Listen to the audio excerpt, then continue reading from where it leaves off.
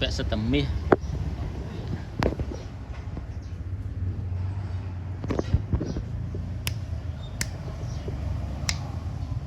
một chiếc chịu bãi chịu bãi lối à một về cái nó lạnh chán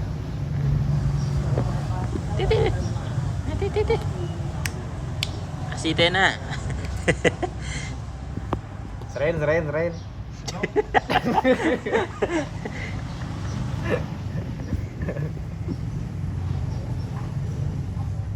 một Ren xì mía tiết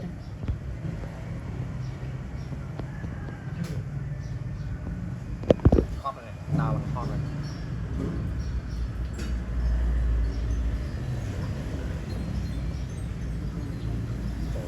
sạch quá sạch quá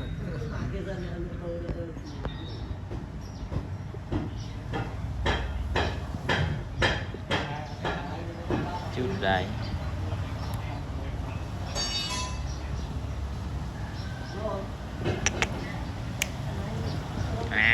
một đàn vài nè này hot à ồ còn cùi hot á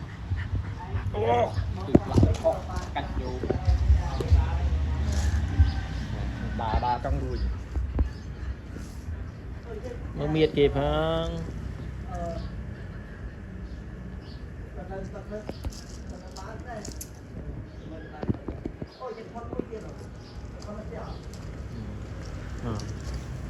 miệt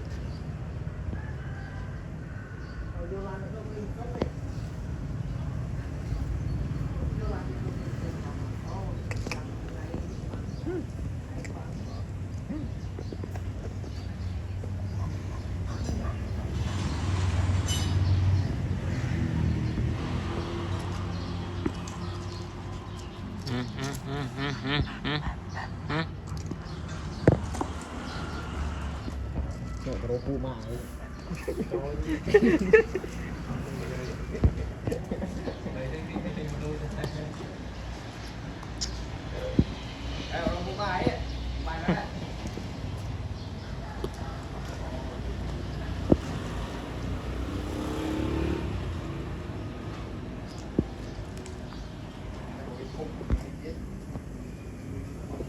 không mày